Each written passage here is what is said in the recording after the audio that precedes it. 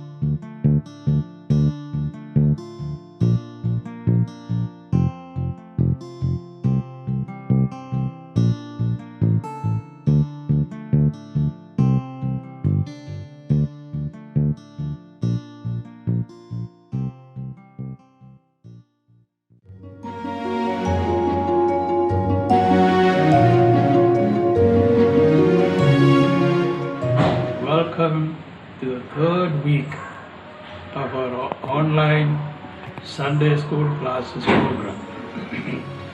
I hope the last 2 weeks have been beneficial to all our teachers and students who are unable to attend the Sunday schools.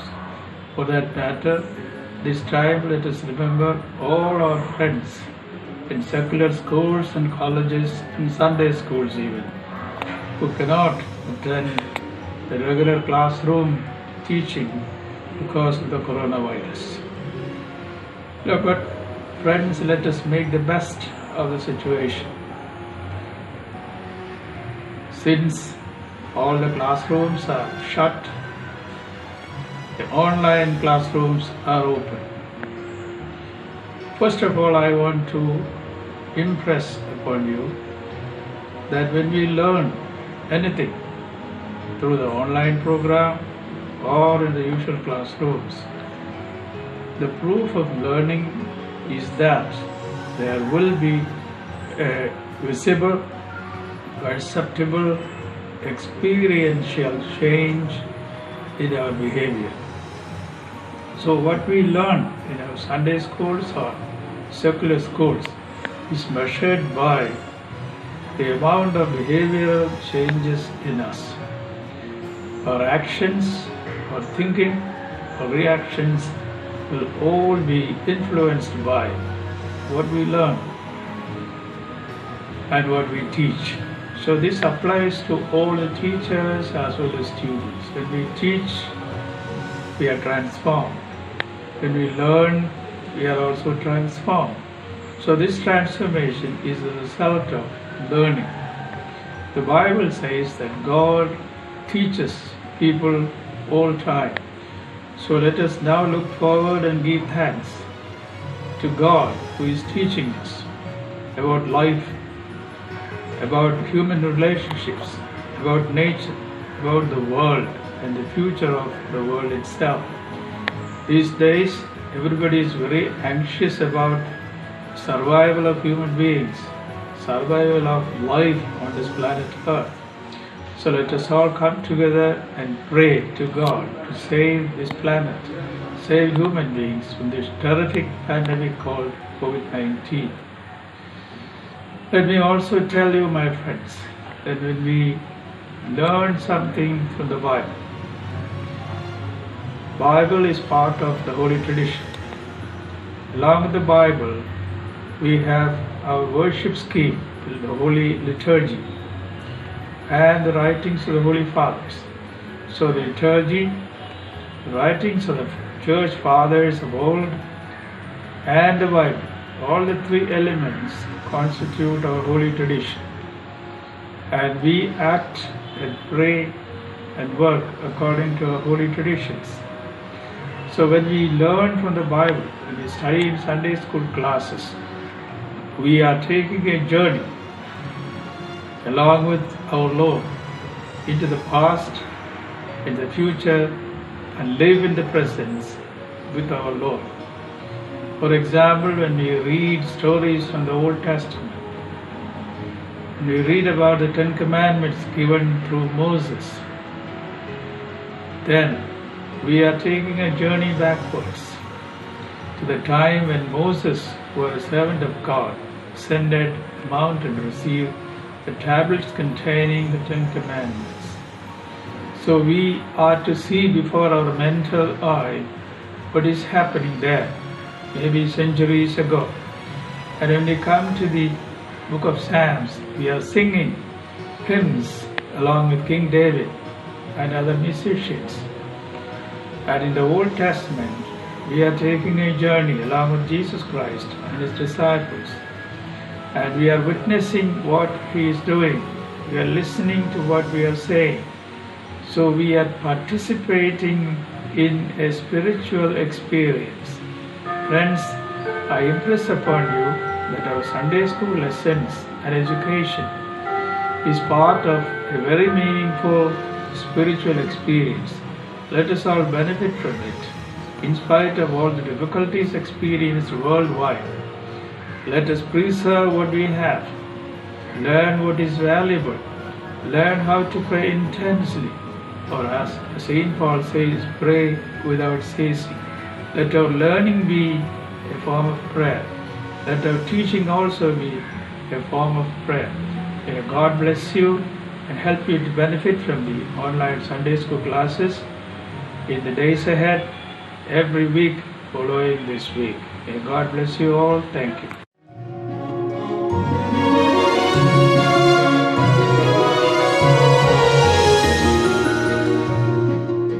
ത്രിയേക ദൈവത്തിൻ്റെ തിരുനാമം മഹത്വപ്പെടട്ടെ.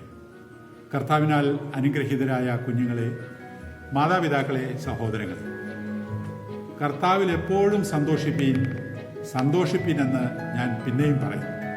പരിശുദ്ധനായ പൗലോസ്ലീഹ ഫിലിപ്പിയർക്ക് എഴുതിയ ലേഖനം 4-ാം അധ്യായം 4-ാം വാക്യം. കർത്താവിൽ എപ്പോഴും സന്തോഷിപ്പീൻ എന്ന് ഞാൻ പിന്നെയും പറയും. എല്ലാ മനുഷ്യരും എപ്പോഴും ആഗ്രഹിക്കുന്ന ഒന്നാണ് സന്തോഷം. ഒരു തരത്തിൽ പറഞ്ഞാൽ നമ്മുടെ എല്ലാം ജീവിതം തന്നെ സന്തോഷത്തിൻ്റെ പിന്നാലെയുള്ള ഓട്ടമാണ്. വിശുദ്ധ വേദപുസ്തകത്തിലുടനീളം നമുക്ക് കാണാൻ സാധിക്കുന്നതും സന്തോഷത്തിൻ്റെ ദൂതാണ്. എന്നാൽ ലോകം പലപ്പോഴും അന്വേഷിക്കുന്നത്, പലപ്പോഴും സന്തോഷമെന്ന് വ്യാഖ്യാനിക്കുന്നത് യഥാർത്ഥ സന്തോഷത്തെയാണോ എന്ന് നാം ചിന്തിക്കേണ്ടിയിരിക്കുന്നു. സന്തോഷം നമ്മൾ കണ്ടെത്തേണ്ടിയിരിക്കുന്നു. ഒരുവന് സന്തോഷം നൽകുന്നത് അവരന് സന്തോഷം നൽകിയെന്ന് വരികയില്ല.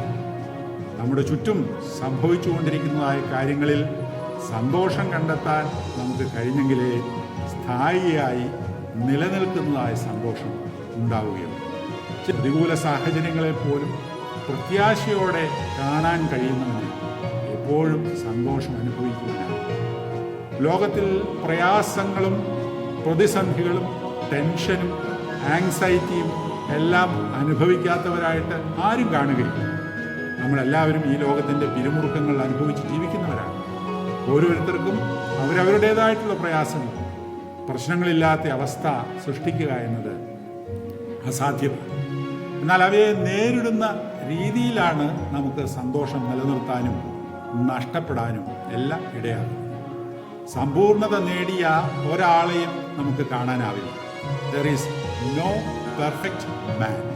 സമ്പൂർണതയുള്ള വ്യക്തിയോ കുടുംബമോ ഒന്നും കാണുകയില്ല. എന്നാൽ പ്രതികൂല സാഹചര്യങ്ങളെ നേരിടാൻ കരുത്താർജിക്കുന്നവനെ സന്തോഷം അനുഭവിക്കുക, സമാധാനം ലഭിക്കുകയും ഇത്തരത്തിൽ സന്തോഷം നമുക്ക് കണ്ടെത്താനാണ്. നമ്മുടെ ജീവിതത്തെ കരുപ്പിടിപ്പിക്കുന്നത് നമുക്ക് ചുറ്റും സംഭവിക്കുന്ന കാര്യങ്ങളാണ് എന്ന് തോന്നും. സന്തോഷത്തിന് ഭംഗം വന്നാൽ നമ്മൾ മറ്റുള്ളവരെ പലപ്പോഴും കുറ്റപ്പെടുത്തും. പക്ഷേ അറിവുള്ളവർ പറയുന്നത് ശ്രദ്ധിക്കുക, നമ്മുടെ ജീവിതത്തിൽ 10% മാത്രമേ നമുക്ക് ചുറ്റും സംഭവിക്കുന്ന കാര്യങ്ങൾക്ക് പ്രാധാന്യമുണ്ട്. ബാക്കി 90% നമ്മുടെ മനോഭാവമാണ് നമുക്ക് ദുഃഖവും സന്തോഷവും എല്ലാം തരുന്നത്. If you try to see things positively, you will find happiness. See things in a negative attitude, you will never find happiness. പരിശുദ്ധനായ പൗലോസ്ലീഹ തന്നെ വീണ്ടും പറയുന്നു, എപ്പോഴും നന്മ ചെയ്തുകൊണ്ടിരിക്കുകയും എപ്പോഴും സന്തോഷിക്കും. തെസ്സലോനിക്കർക്ക് എഴുതിയ 1-ാം ലേഖനം 5-ാം അധ്യായം 16-ാം വാക്യം. നന്മ ചെയ്യുന്നതിലൂടെ നമുക്ക് സന്തോഷം കണ്ടെത്താം. നന്മ എന്ന് പറയുമ്പോൾ അത് വിവിധ തരത്തിലാകാം. വലിയ വലിയ കാര്യങ്ങൾ, വലിയ സാമ്പത്തിക സഹായങ്ങൾ, അല്ലെങ്കിൽ ഒരാൾക്ക് ജോലി വാങ്ങിക്കൊടുക്കുക, പ്രതിസന്ധിയിൽ ഒരാളെ രക്ഷിക്കുക, അതുപോലുള്ള പ്രവൃത്തികൾ മാത്രമാണ് നന്മ എന്ന് ചിന്തിക്കരുത്. അവയെല്ലാം നന്മ തന്നെയാണ്. എന്നാൽ വളരെ കുറച്ചു പേർക്ക് മാത്രം ചെയ്യാൻ സാധ്യതയുള്ള കാര്യങ്ങളാണ്. എന്നാൽ എല്ലാവർക്കും ചെയ്യാൻ സാധിക്കുന്ന ഒന്നാണ് സ്നേഹം നൽകുക. നമ്മുടെ ഓരോ പ്രവൃത്തിയിലും എത്രമാത്രം സ്നേഹമുണ്ട് എന്നുള്ളതാണ് എത്ര കാര്യങ്ങൾ നമ്മൾ ചെയ്തു എന്നതിനേക്കാൾ പ്രധാനപ്പെട്ട. മദർ തെരേസയുടെ വചനങ്ങളാണ്, how much love there is in whatever we do is more important than the quantity of work. ചുമലിൽ തട്ടി ഒരു ശക്തിപ്പെടുത്തും. ഉചിതമായ സമയത്ത് ഒരു നന്ദി പ്രകടനം, ഒരു പ്രോത്സാഹനം, ഒരു ഛേദവുമില്ലാത്ത, ഒന്നും നഷ്ടപ്പെടാതെ നമുക്കെല്ലാം ചെയ്യാൻ കഴിയുന്ന കാര്യങ്ങളാണ്. അത് നമുക്കും മറ്റുള്ളവർക്കും സന്തോഷം നൽകും. It is not the happy people who are thankful, it is the thankful people who are happy. സന്തോഷം വരുമ്പോൾ മാത്രം നന്ദി പ്രകടിപ്പിക്കുക എന്നതല്ല, നന്ദിയുള്ളവരാണ് സന്തോഷവാന്മാരാണ്. നന്ദിയില്ലാത്തവരുടെ ഹൃദയം അസൂയ കൊണ്ട് നിറയും. അസൂയ സന്തോഷത്തെ ഇല്ലായ്മ ചെയ്യും. വലിയ നേട്ടങ്ങൾ കൊയ്ത ഒരു സ്ത്രീ ഒരിക്കലൊരു വീഡിയോയിൽ പറയുന്നത് കേട്ടു, ഞാൻ വളരെ ഇൻഡിപെൻഡൻ്റ് ആണ്, എൻ്റെ സ്വന്തം കഴിവുകളാണ് എന്നെ ഇവിടെ വരെ എത്തിച്ചത്. അതുപോലെ നിങ്ങളെല്ലാവരും സ്വതന്ത്രരാകണം, ഇൻഡിപെൻഡൻ്റ് ആയിട്ട് ചിന്തിക്കാനും പ്രവർത്തിക്കാനും കഴിയണം, മറ്റാരിലും ഡിപ്പെൻഡൻ്റ് ആകരുത്. അത് കേട്ടപ്പോൾ എനിക്ക് തോന്നി, അഹങ്കാരി, നിന്റെ ജീവിതത്തിൽ ലഭിച്ചതായ അനേക കരുണകളോട് നിനക്കല്പമെങ്കിലും നന്ദി ഉണ്ടാകേണ്ടത്. നിന്നെ പോറ്റി വളർത്തിയ മാതാപിതാക്കൾ, ഉപദേശങ്ങൾ തന്ന് വളർത്തിയ ഗുരുജനങ്ങൾ, നേട്ടങ്ങളുടെ പാതയിലേക്ക് നിന്നെ തള്ളിവിട്ട അനേകം, അവരോടെല്ലാം അല്പമെങ്കിലും നിനക്ക് നന്ദി ഉണ്ടാകേണ്ടതായി. എന്നെങ്കിലും ഈ ഗുണപാഠം ആ വ്യക്തി പഠിക്കുമെന്ന് ആണ്. നീതിമാന്മാരുടെ പ്രത്യാശ സന്തോഷമാണ്. സദൃശവാക്യങ്ങൾ 10-ാം അധ്യായത്തിൽ സന്തോഷവും നീതിയും തമ്മിൽ ബന്ധപ്പെട്ട് കിടക്കുന്നു എന്നാണ് ഈ വാക്യം സൂചിപ്പിക്കുന്നത്. നീതിമാന്മാരുടെ പ്രത്യാശ സന്തോഷം. സ്വർണം കടത്തിയ കള്ളക്കടത്തുകാർ ഏറെ സന്തോഷിച്ചു. ആരും കാണാതെ ധാരാളം അനീതി പ്രവർത്തിച്ചു, ധാരാളം സമ്പാദിച്ചു, തിന്നുകുടിച്ചു, കുറേ നാളെല്ലാം ആടി തിമിർത്ത് കാണും അവരും. എന്നിട്ട് ഇപ്പോൾ എന്തായി? കണ്ടെത്തിയ സന്തോഷം മിഥ്യയായിരുന്നു എന്ന് ഇന്ന് അവർക്ക് മനസ്സിലായി. തങ്ങളുടെ മുഖം മറയ്ക്കുവാൻ അവർ ബന്ധപ്പെടുകയാണ്. അനീതിയും അക്രമവും അഹങ്കാരവും സന്തോഷത്തെ ഇല്ലാതാക്കും എന്നതാണ് സംശയം. മഹാഭാരത യുദ്ധത്തിൽ അധർമ്മത്തിൻ്റെ പര്യായമായ ദുര്യോധനൻ രാജാധികാരം പ്രാപിച്ച് ധനവും സമ്പത്തും നേടി പ്രജകളെ യഥേഷ്ടം ചൂഷണം ചെയ്ത് സന്തോഷിക്കുവാനാണ് യുദ്ധം ചെയ്തത്. മറ്റാരൊക്കെ യുദ്ധം വേണ്ട എന്ന് പറഞ്ഞപ്പോഴും ദുര്യോധനൻ പറഞ്ഞില്ല, യുദ്ധം വേണം, വേണം, എനിക്ക് ജയിക്കണം, എനിക്ക് ജയിക്കാൻ സാധിക്കും, യാതൊരു സംശയവുമില്ല. അഹങ്കാരമാണ്. എന്നിട്ട് സന്തോഷം കിട്ടിയോ? ഇല്ല. തൻ്റെ കൂടെ അജയ്യരായ പോരാളികൾ ഉണ്ട്, മറ്റാർക്കും അവരെ കീഴ്പ്പെടുത്താനാവില്ല എന്നായിരുന്നു ദുര്യോധനന്റെ അഹങ്കാരം. എന്നിട്ട് എന്തായി? മഹാരഥന്മാരായിരുന്ന ഭീഷ്മരും ദ്രോണരും കർണനും എല്ലാം ദുര്യോധന പക്ഷത്തുണ്ടായിരുന്നു. പക്ഷെ എല്ലാവരും യുദ്ധഭൂമിയിൽ വീണ് വീരമൃത്യു പ്രാപിച്ചു. ദുര്യോധനൻ കണ്ടെത്താൻ ശ്രമിച്ചതായ സന്തോഷം വലിയ വിലാപമായിട്ട് മാറിപ്പോയി.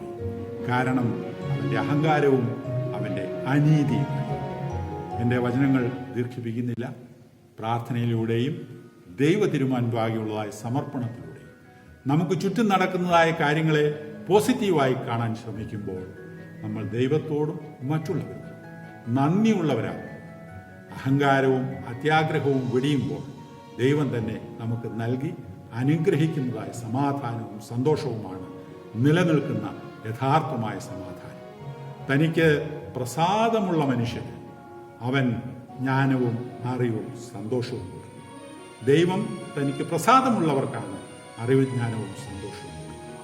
അതിന് നമ്മളെ പ്രാപ്തരാക്കേണ്ടതിന് ദൈവം തന്നെ പരിശുദ്ധാത്മാവിനെ അയച്ച് നമ്മൾ ഓരോരുത്തരെയും സന്തോഷമുള്ളവരും ശുദ്ധിമാന്മാരും നീതിയുള്ളവരും ജ്ഞാനമുള്ളവരുമാക്കി തീർക്കട്ടെ എന്ന് പ്രാർത്ഥിച്ചുകൊണ്ട് എൻ്റെ വചനം അവസാനിക്കും.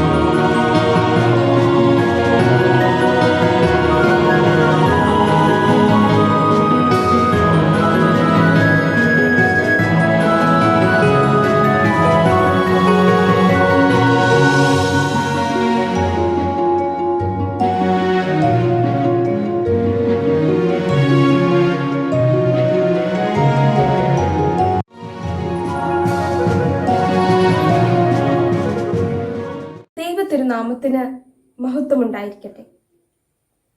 ഓൺലൈനായി സൺഡേ സ്കൂൾ ക്ലാസുകൾ ആരംഭിച്ചിട്ട് ഇന്ന് നമ്മൾ ഇത് 3-ാമത്തെ ആഴ്ചയിലേക്ക് കടന്നിരിക്കുകയാണ് അല്ലെ?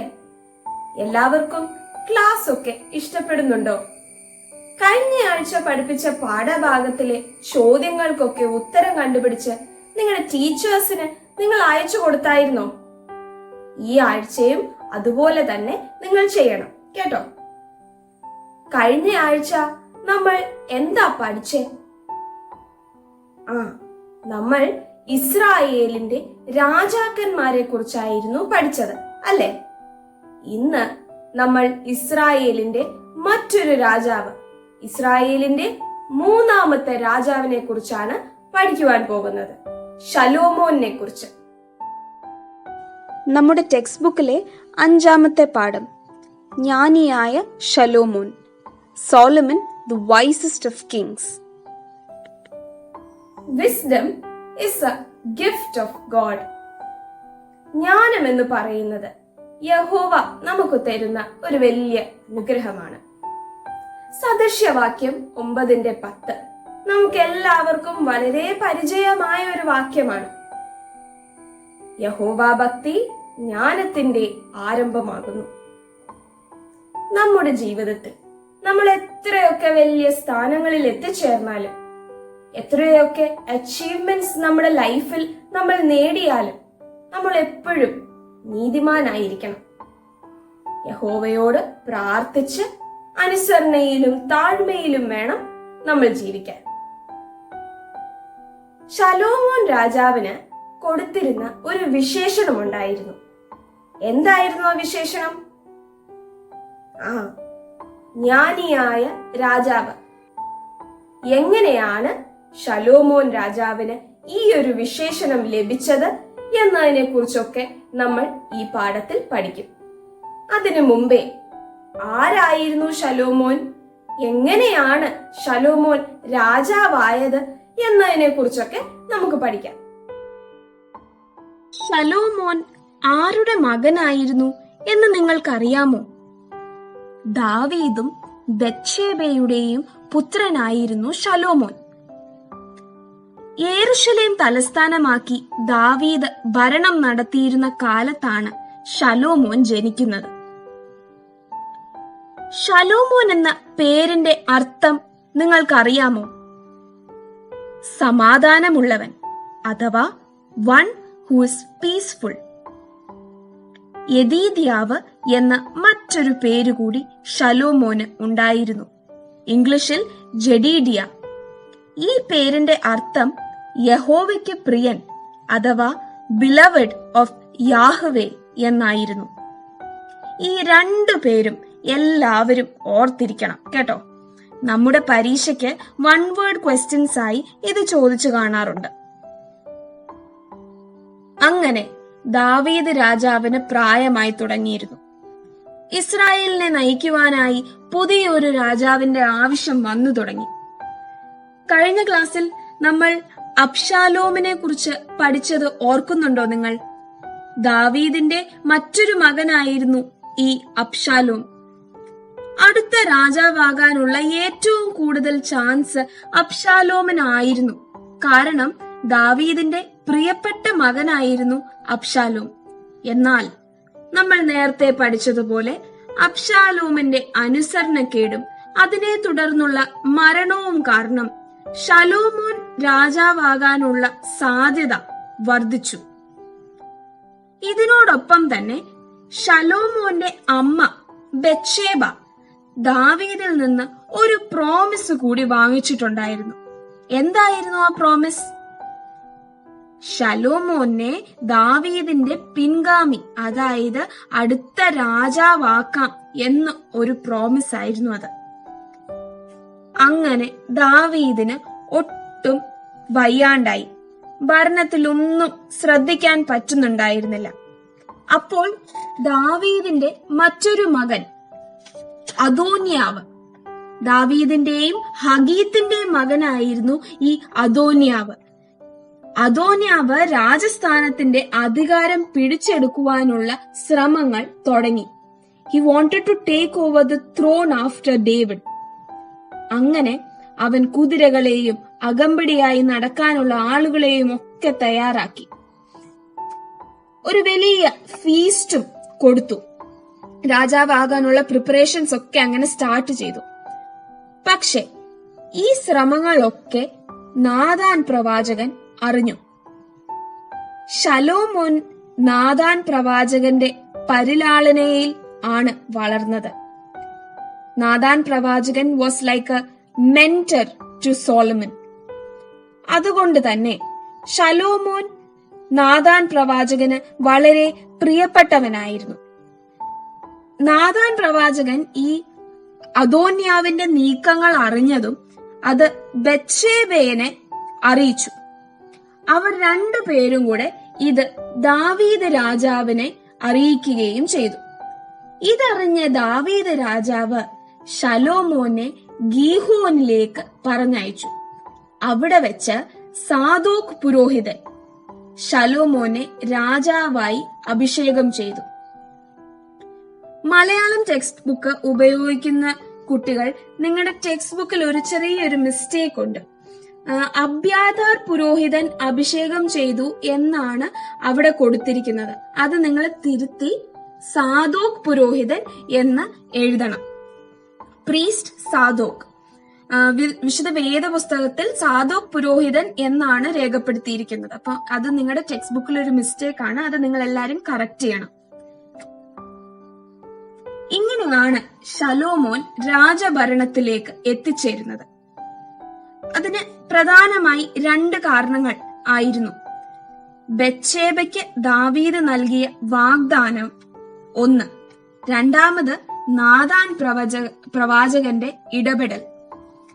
ഇത് രണ്ടും രാജസ്ഥാനത്തേക്ക് ശലോമോനെ നയിച്ചു. ഇത് കൂടാതെ ശലോമോൻ എന്തുകൊണ്ടും രാജാവാകാൻ വളരെയധികം യോഗ്യനായ ഒരു വ്യക്തിയായിരുന്നു. ശലോമോനായിരുന്നു ദാവീദിന്റെ മക്കളിൽ ദൈവത്തോട് കൂടുതൽ അടുത്തിരുന്നത്. ദൈവത്തെ സ്നേഹിച്ചും സേവിച്ചും ആണ് അവൻ ജീവിച്ചിരുന്നത്.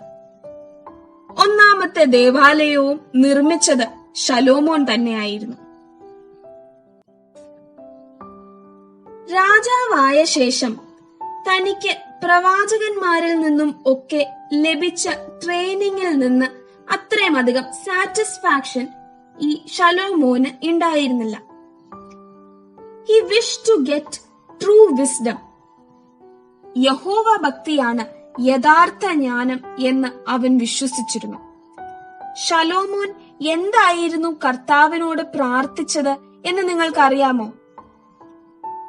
അദ്ദേഹം വസ്തുവകകളോ സ്ഥാനമാനങ്ങളോ ശത്രു സംഹാരമോ അങ്ങനത്തെ മെറ്റീരിയലിസ്റ്റിക് ആയിട്ടുള്ള ഒന്നുമല്ല ചോദിച്ചത്.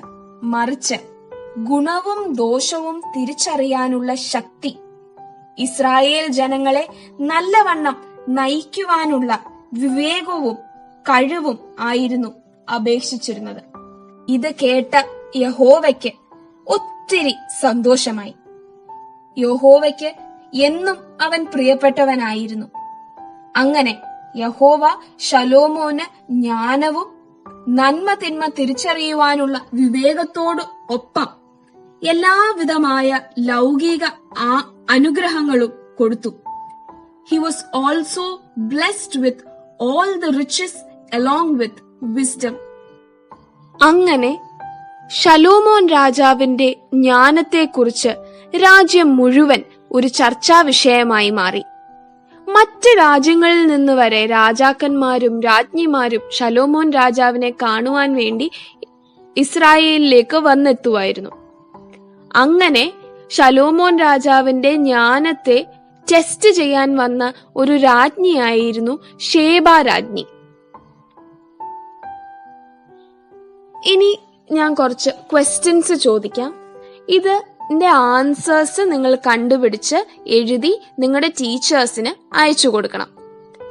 ഫസ്റ്റ് ക്വസ്റ്റ്യൻ: ആരുടെ പരിലാളനയിലാണ് ശലോമോൻ വളർന്നത്? Who was Solomon's mentor?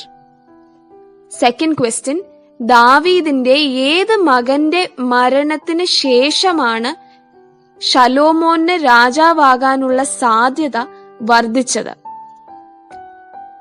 Solomon became king of Israel because of the death of David's favorite son. Who was the son? Third question: ശലോമോനെ ആരാണ് അഭിഷേകം ചെയ്തത്? എവിടെ വെച്ചാണ് ചെയ്തത്? Who anointed Solomon as king and where?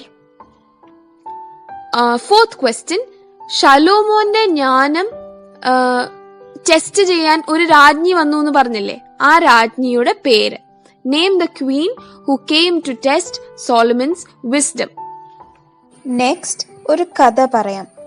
ശലോമോന്റെ ജ്ഞാനത്തെക്കുറിച്ച് മനസ്സിലാകുന്ന ഒരു ഫേമസ് കഥയാണ് ഇത്. 2 സ്ത്രീകൾക്ക് ഓരോ കുഞ്ഞുങ്ങളുണ്ടായി. പക്ഷെ അതിലൊരു സ്ത്രീയുടെ കുഞ്ഞ് മരിച്ചുപോയി. അങ്ങനെ അവരുടെ ഇടയിൽ ജീവിച്ചിരുന്ന ആ ഒരു കുഞ്ഞിന്റെ അവകാശത്തെ ചൊല്ലി 2 പേരുടെ ഇടയിലും തർക്കമുണ്ടായി. ഇത് സോൾവ് ചെയ്യാൻ അവർ ശലോമോൻ രാജാവിന്റെ അടുക്കൽ എത്തിച്ചേർന്നു. ഇതെല്ലാം കേട്ട് ശലോമോൻ രാജാവ് ആ കുഞ്ഞിനെ 2 പകുത്ത് വീതിച്ചു കൊടുക്കാൻ ഉത്തരവിട്ടു. ഇത് കേട്ട ഉടൻ അതിലെ ഒരു സ്ത്രീ ഇത് എതിർത്തു. കുഞ്ഞിനെ കൊല്ലരുത് എന്ന് പറഞ്ഞ് മറ്റേ സ്ത്രീക്ക് വിട്ടുകൊടുക്കുവാൻ തയ്യാറായി. അങ്ങനെ ശലോമോൻ കുഞ്ഞിന്റെ യഥാർത്ഥ അമ്മയെ കണ്ടുപിടിക്കാൻ ഇടയായി.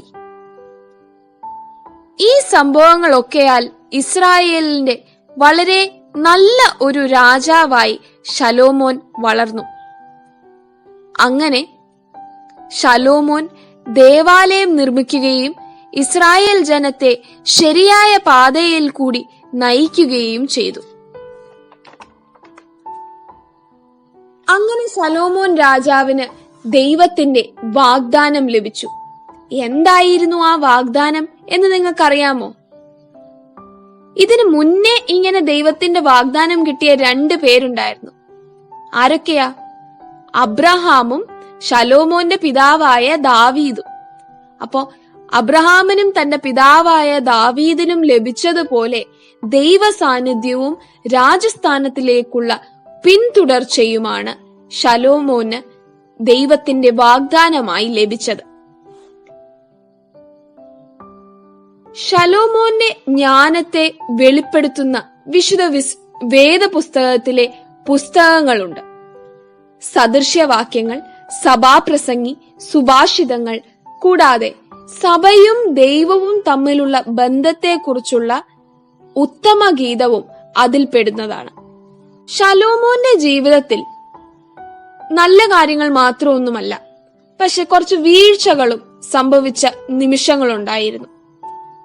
അദ്ദേഹം ദൈവവിശ്വാസത്തിന്റെ പാതയിൽ നിന്ന് നീങ്ങി തെറ്റുകൾ പ്രവർത്തിച്ചു തുടങ്ങിയായിരുന്നു. അശേര, മോലാക്ക് എന്നീ അന്യ ദൈവങ്ങളെ ആരാധിക്കുവാൻ തുടങ്ങി.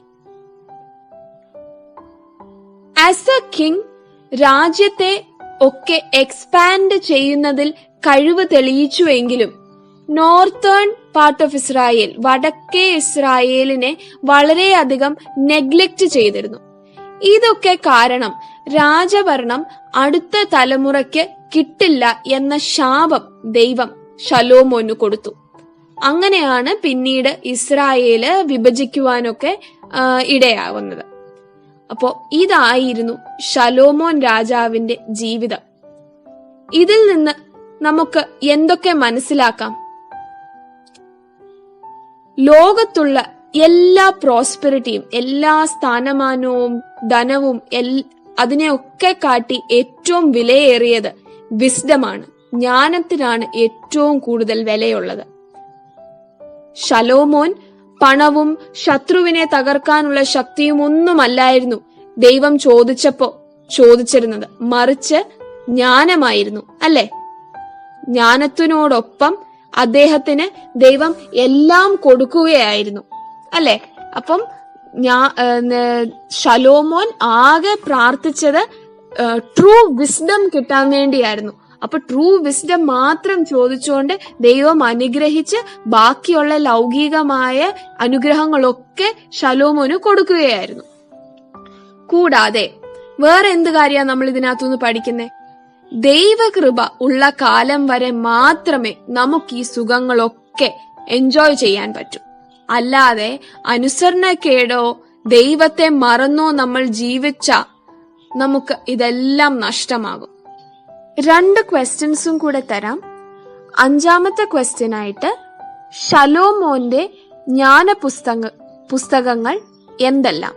Which are the wisdom writings of Solomon? 6ാമത്തെ ക്വസ്റ്റ്യൻ ശലോമോൻ ആരാധിച്ച അന്യ ദൈവങ്ങളുടെ പേര്. Name the idols worshipped by Solomon. എല്ലാവരും അപ്പോ ഈ ചോദ്യങ്ങൾക്കുള്ള ഉത്തരം എഴുതി മറക്കാതെ നിങ്ങളുടെ ടീച്ചേഴ്സിന് അയച്ചു കൊടുക്കണം. Okay, thank you.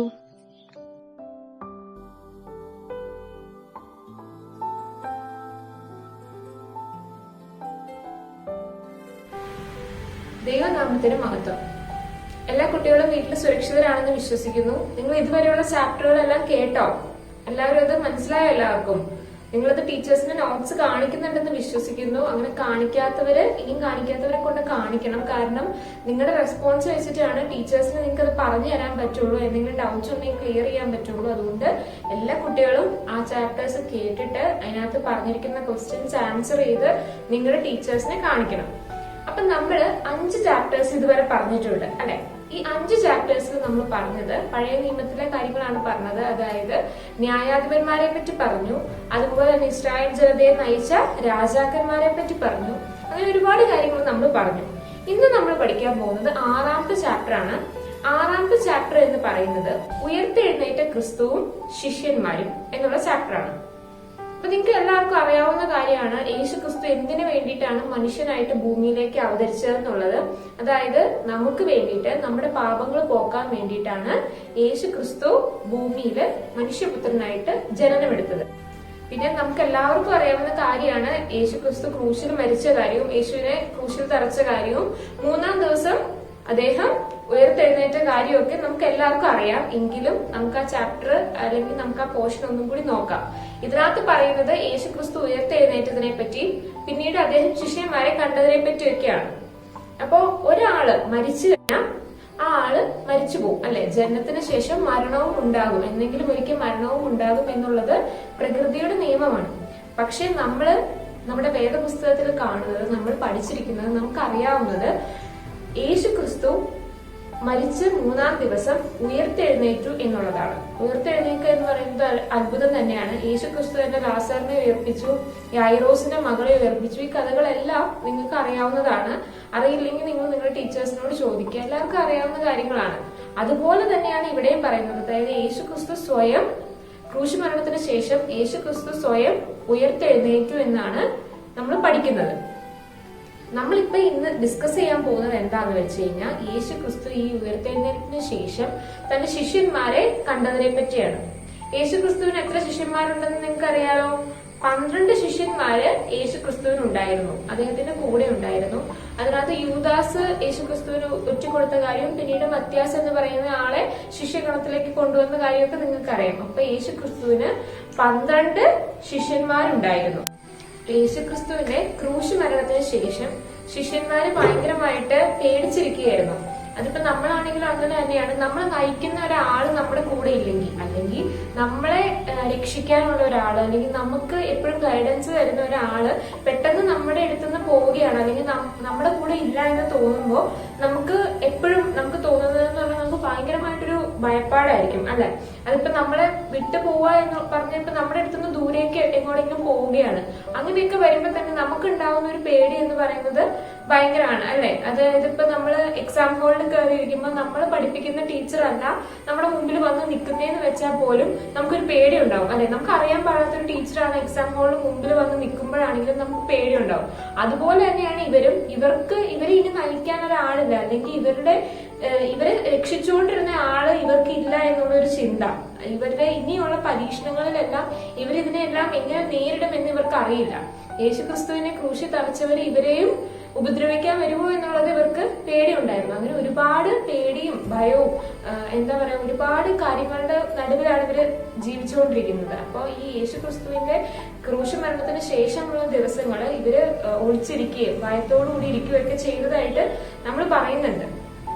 അപ്പോ ഇതിനകത്ത് നമ്മൾ ശ്രദ്ധിക്കേണ്ട ഒരു കാര്യം എന്ന് പറഞ്ഞു കഴിഞ്ഞാൽ യേശുവിന്റെ ക്രൂശ് മരണത്തിന് മുന്നേ തന്നെ, യേശുവിനെ പിടിച്ചുകൊണ്ടുപോയതിനു ശേഷം തന്നെ പത്രോസ് 3 പ്രാവശ്യം യേശു ക്രിസ്തുവിനെ തള്ളി പറയുന്നുണ്ട്. ആ കഥ നിങ്ങൾക്ക് അറിയാവുന്നതല്ലേ? പത്രോസ് 3 പ്രാവശ്യം യേശു ക്രിസ്തുവിനെ ഞാൻ അവനെ അറിയുന്നില്ല, ഞാൻ അവന്റെ കൂടെയുള്ള ആളല്ല എന്ന് പറയുമ്പോൾ 3-ാം വട്ടം കോഴി കൂകുമ്പോ പത്രോസിന് സ്വയം ഓർമ്മ വരികയാണ്.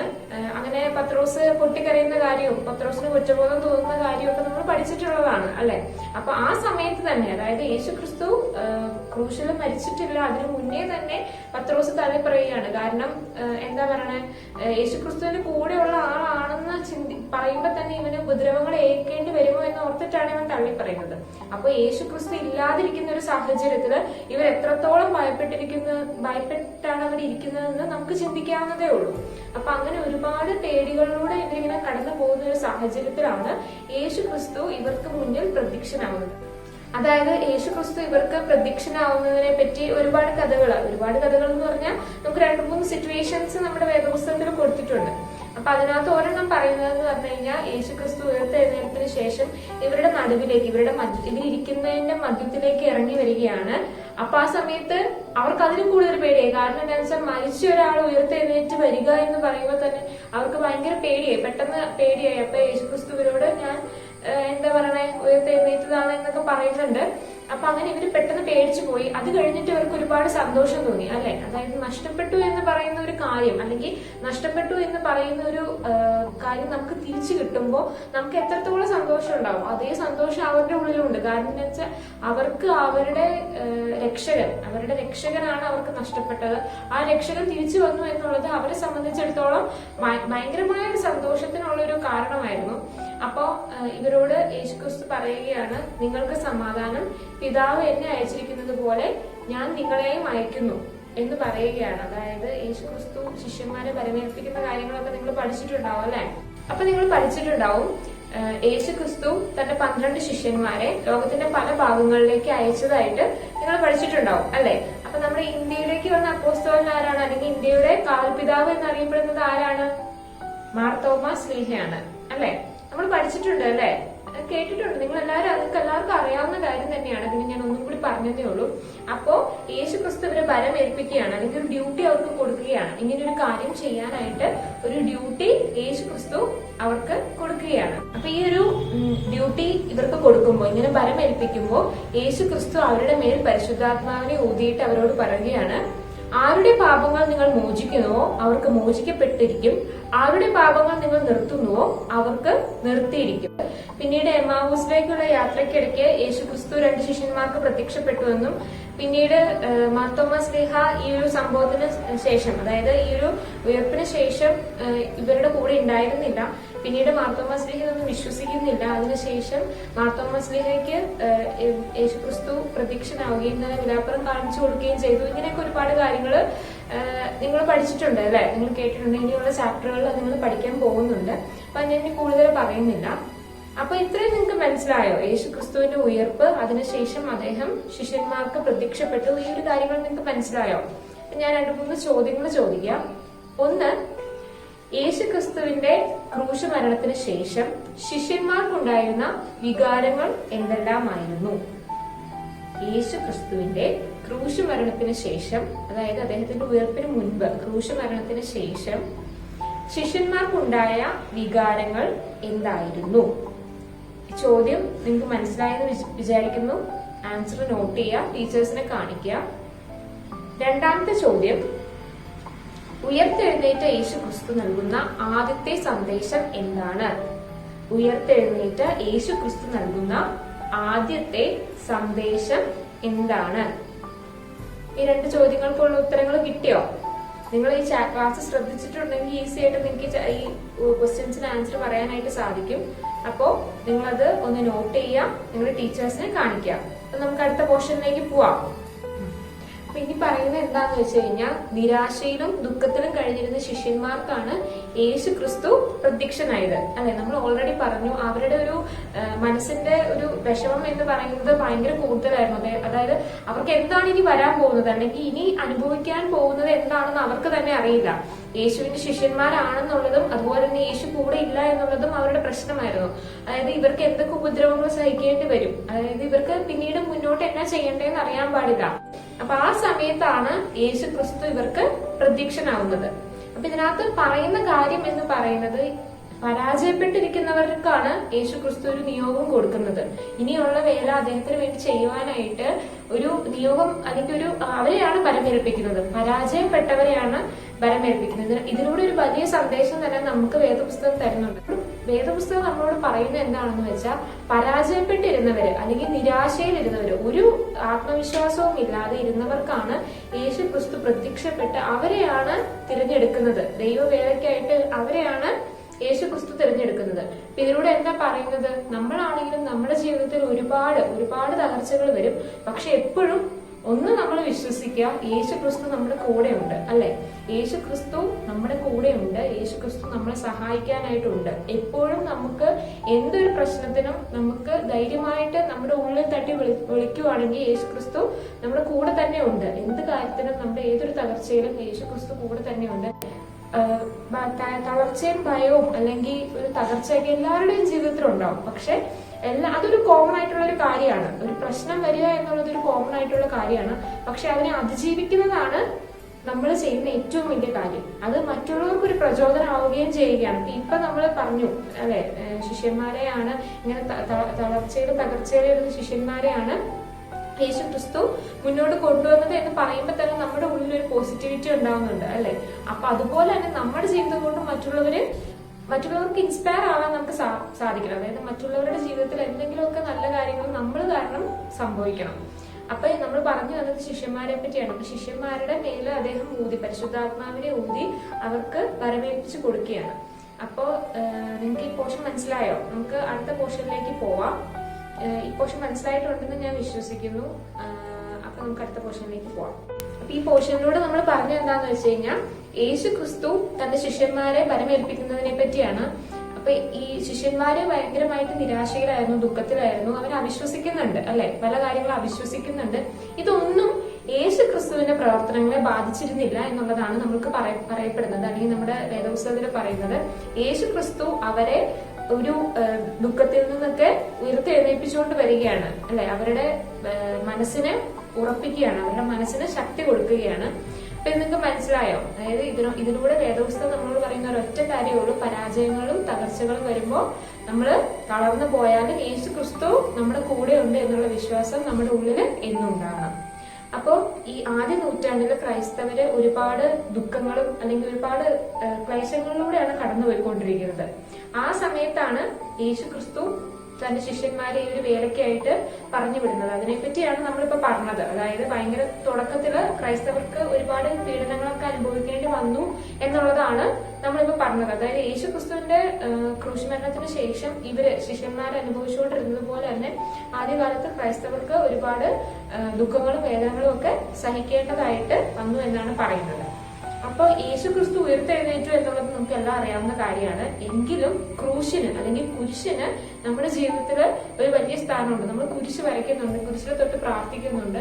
ഈ കുരിശിലൂടെ യേശു ക്രിസ്തു നമ്മളെ ഉയർപ്പിന്റെ ഭാഗമാവാൻ വേണ്ടിയിട്ടാണ് വിളിക്കുന്നത്. അതുകൊണ്ട് തന്നെ കുരിശിന് ഒരുപാട് എന്താ പറയണേ, നമ്മുടെ ജീവിതത്തിൽ ഒരുപാട് സ്ഥാനമുണ്ട് കേട്ടോ. അതാണ് നമ്മുടെ പുസ്തകത്തിലും വേദപുസ്തകത്തിലൊക്കെ പറയുന്നത് എന്താണെന്ന് വെച്ച് കഴിഞ്ഞാൽ, യേശുക്രിസ്തു ഉയർത്തെഴുന്നേറ്റു എന്നുള്ളത് സത്യമാണ്, അല്ലെങ്കിൽ അത് നമ്മൾ വിശ്വസിക്കുന്നുണ്ട്.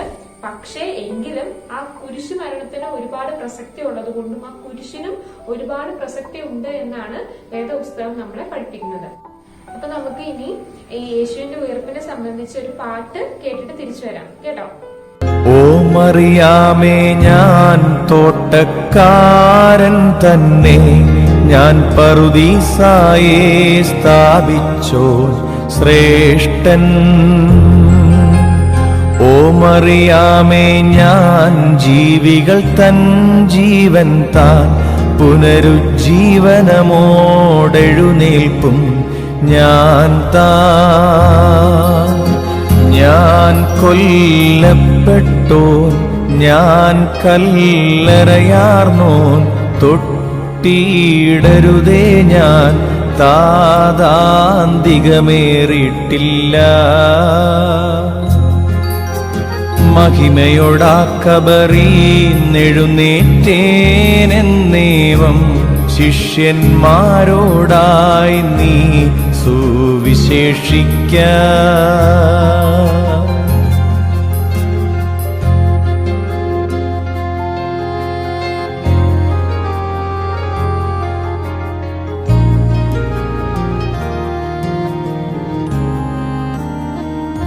ഈ പാഠത്തിലൂടെ നമുക്ക് മനസ്സിലാവുന്നത് ശിഷ്യന്മാര് സഭയെയാണ് പ്രതിനിധാനം ചെയ്യുന്നത്. അപ്പോ ക്രിസ്തു സഭയ്ക്ക് വേണ്ടിയാണ് ഉയർത്തെഴുന്നേറ്റത്. ശിഷ്യന്മാരെ എന്ന് പറയുന്നത് സഭയാണ്, സഭ എന്ന് പറയുന്നത് നമ്മൾ ഓരോരുത്തരുമാണ്.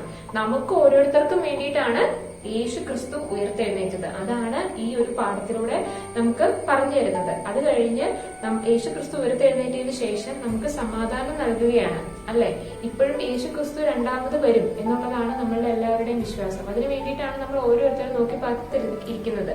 അപ്പോ നമ്മുടെ ഈ പാഠത്തിലൂടെ നമുക്ക് പറഞ്ഞു തരുന്നത് ശിഷ്യന്മാര് സഭയെയാണ് പ്രതിനിധാനം ചെയ്യുന്നത്. സഭയ്ക്ക് വേണ്ടിയിട്ടാണ് യേശു ക്രിസ്തു ഉയർത്തെഴുന്നേറ്റത്. അപ്പോ യേശു ക്രിസ്തു ഉയർത്തെഴുന്നേറ്റില്ലായിരുന്നെങ്കിൽ എന്ത് സംഭവിക്കുമായിരുന്നു? യേശു ക്രിസ്തു മൂന്നാം ദിവസം ഉയർത്തെഴുന്നേറ്റില്ല എങ്കിൽ എന്ത് സംഭവിക്കും? ശിഷ്യന്മാർ അതേ പേടിയിലൂടെ അവരുടെ ജീവിതകാലം മുഴുവൻ കടന്നു പോയിക്കൊണ്ടേനെ. നമുക്ക് വേണ്ടിയിട്ട് ദൈവവേല ചെയ്യുവാനായിട്ട് അവരും ഉണ്ടാവില്ലായിരുന്നു.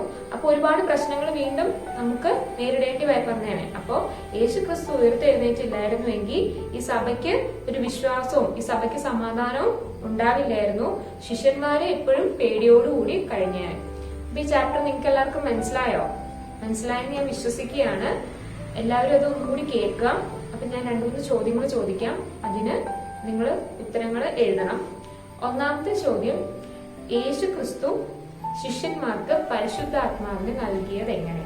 യേശു ക്രിസ്തു ശിഷ്യന്മാർക്ക് പരിശുദ്ധാത്മാവിനെ നൽകിയത് എങ്ങനെ?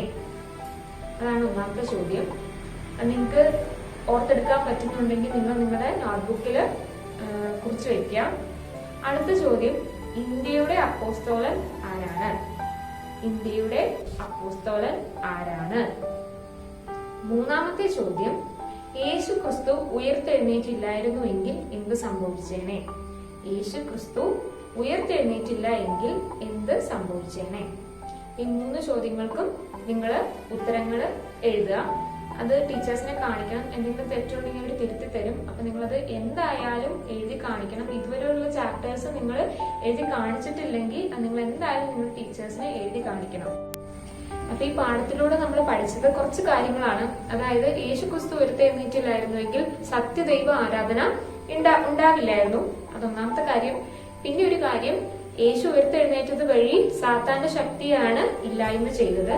പിന്നെ എന്താണ്, യേശുക്രിസ്തു ഉയർത്തെഴുന്നേറ്റില്ലായിരുന്നുവെങ്കിൽ ശിഷ്യന്മാര് ഭയചകിതരായിട്ട് അവരുടെ ജീവിതകാലം മുഴുവൻ അവർ ജീവിച്ചേനെ. പിന്നെ ഒരു കാര്യം, യേശുക്രിസ്തുവിന്റെ ഉയർപ്പിലൂടെയാണ് നമുക്കൊരു സമാധാനം അല്ലെങ്കിൽ നമ്മളുടെ ഒരു വിശ്വാസം ഉണ്ടായത്. പിന്നെ ഒരു കാര്യം, തന്റെ പിതാവിന്റെ അടുക്കൽ നിന്ന് വന്ന് ഈ ജനനം, മരണം, ഈ മാർഗങ്ങളിലൂടെയൊക്കെ സഞ്ചരിച്ച് ഉയർപ്പിന്റെ ഒരു വിശ്വാസമാണ് യേശുക്രിസ്തു നമുക്ക് നൽകുന്നത്. പിന്നെ പറയുന്നത്, മരണത്തെ തോൽപ്പിച്ച് ഉയർപ്പിന്റെ ശക്തി നമുക്ക് തെളിയിച്ചു തന്നത് യേശുക്രിസ്തു ആണ്. ഇങ്ങനെയുള്ള കുറച്ച് കാര്യങ്ങൾ നിങ്ങളുടെ പുസ്തകത്തിന്റെ ലാസ്റ്റ്, അതായത് നമുക്ക് ഒരു പാഠത്തിന്റെ ലാസ്റ്റ് ആയിട്ട് നമുക്ക് ചിന്തിക്കാൻ എന്നൊരു ഹെഡിങ്ങിൽ കൊടുത്തിട്ടുണ്ട്. കുറച്ചുകൂടി കാര്യങ്ങളുണ്ട്, നിങ്ങൾ അതൊന്നും കൂടി വായിച്ചു നോക്കണം. നിങ്ങൾക്ക് മനസ്സിലായില്ലെങ്കിൽ നിങ്ങൾ ടീച്ചേഴ്സിന്റെ അടുത്ത് ഡൗട്ട് ചോദിക്കണം. അപ്പൊ ഇന്ന് പഠിപ്പിച്ച ഈ പാഠം, ഉയർത്തെഴുന്നേറ്റ ക്രിസ്തുവും ശിഷ്യന്മാരും എന്ന് പറയുന്ന ഈ പാഠം നിങ്ങൾക്ക് എല്ലാവർക്കും മനസ്സിലായെന്ന് ഞാൻ വിശ്വസിക്കുന്നു. ഇനിയും മനസ്സിലായിട്ടില്ലെങ്കിൽ അതിന്റെ ഡൗട്ട്സ് നിങ്ങൾ നിങ്ങളുടെ ടീച്ചേഴ്സിനോട് ചോദിക്കുക. നോട്ട്സ് എന്തായാലും എഴുതുക, നിങ്ങളുടെ ടീച്ചേഴ്സിനെ കാണിക്കുക. അപ്പോൾ എല്ലാ കുട്ടികളും വീട്ടിൽ സുരക്ഷിതരായിട്ടിരിക്കുക. Stay home, stay safe. Thank U.